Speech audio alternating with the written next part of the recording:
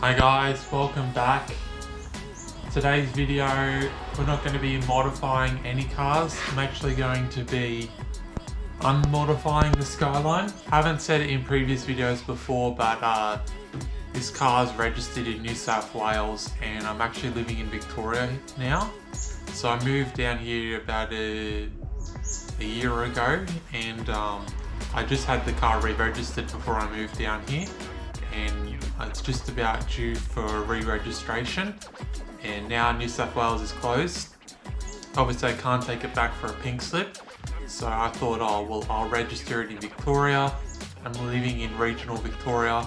The registration is cheaper, and I think it would be about $600 or $700 cheaper than if I actually re-registered it back in Sydney.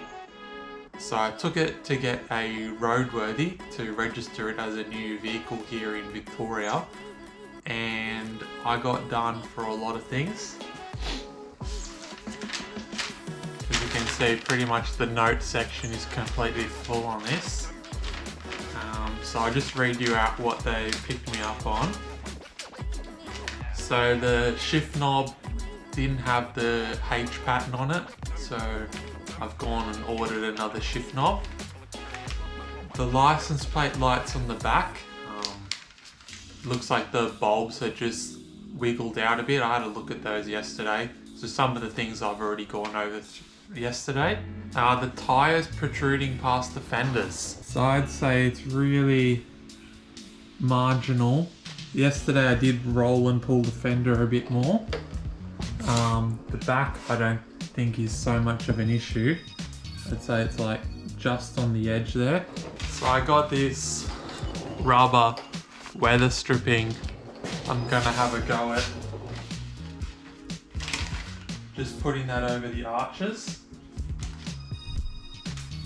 making like my own fender flare, I guess. It looks pretty ugly. Exhaust too loud. I didn't really think it was that loud. I still got the stock cats in here. I had catless downpipes before, so I've gone to the local exhaust shop and he's made me up a new section. So this is what it looks like. It's actually a Holden Commodore tip and just the generic muffler that bolts back there.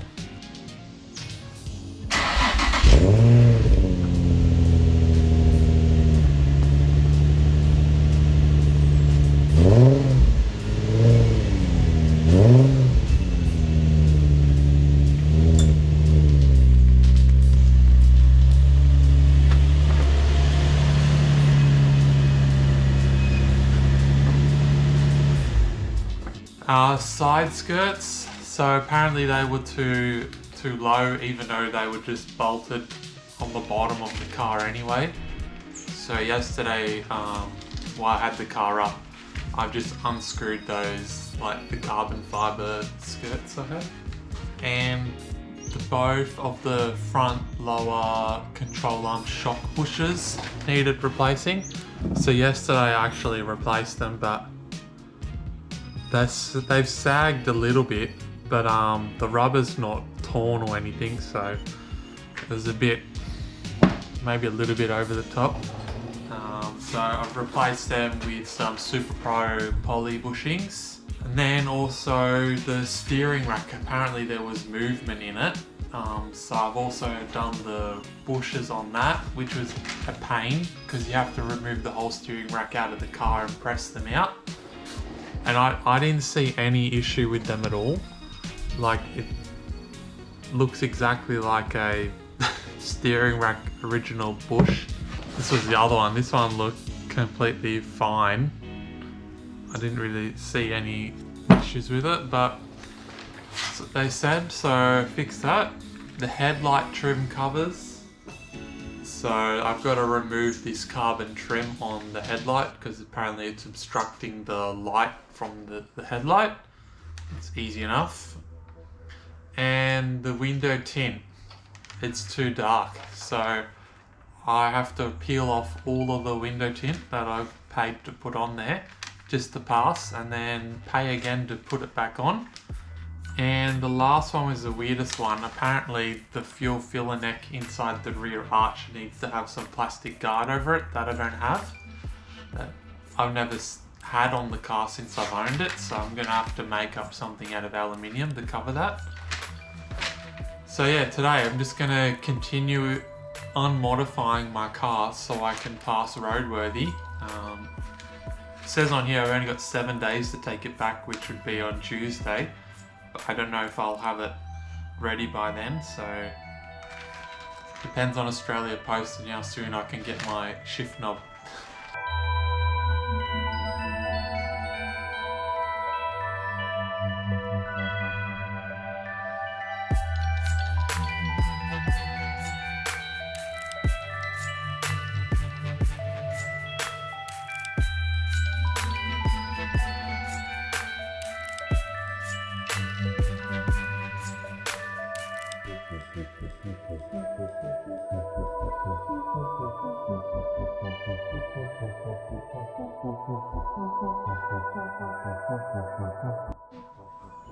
So I removed the headlight eyebrow and I just used some turtle wax headlight polish with my drill.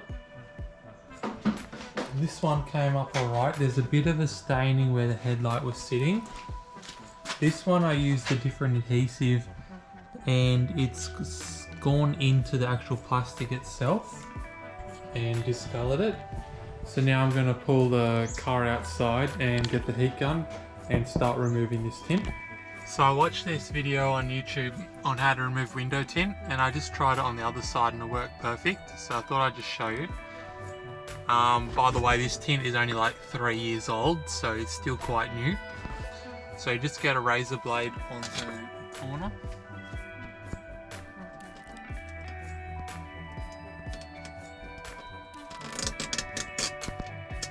Get the corner started. And then just using a heat gun on low setting.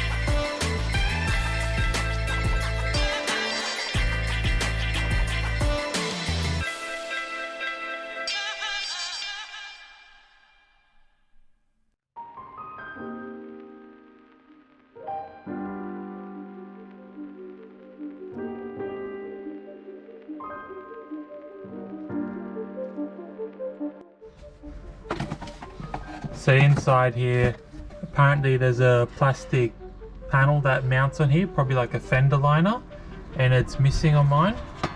So I just got some cardboard here and I cut out a template and I've marked the holes where it's going to go, and then I'm just going to bend it, the sheet aluminium, into shape. So this is the aluminium sheet I got. See, it's quite bend, malleable. So I'm just going to place this on here and then mark it out with the texture and cut it with some tin snips.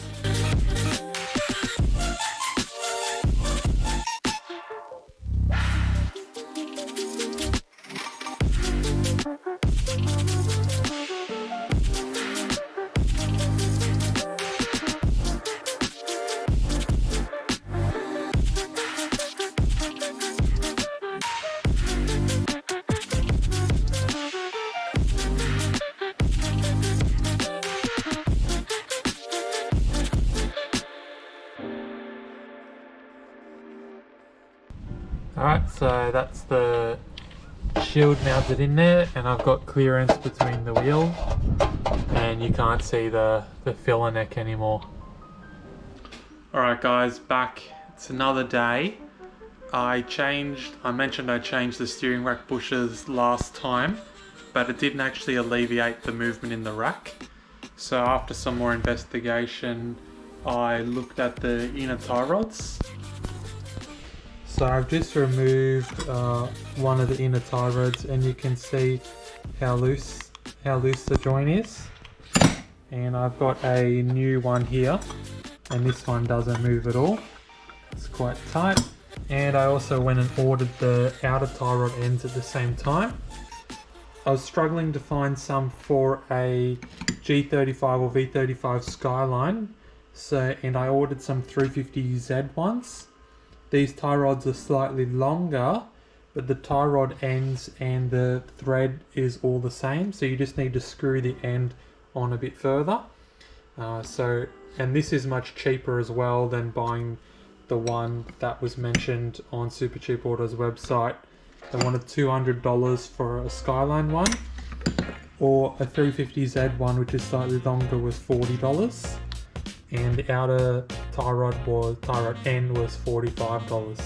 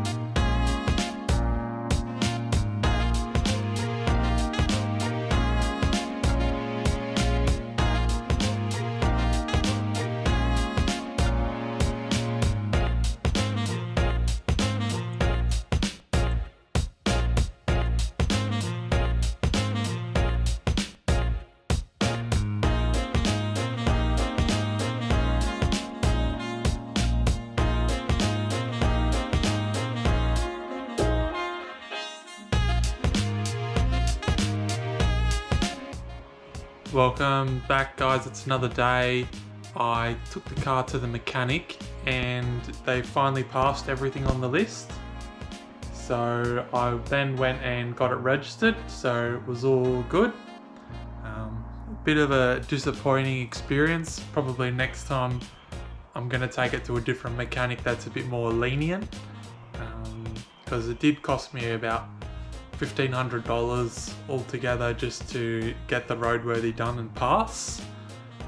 But I got my new plates now, Victorian plates, and I've got to order now new license plate covers because New South Wales and Victorian plates are different sizes.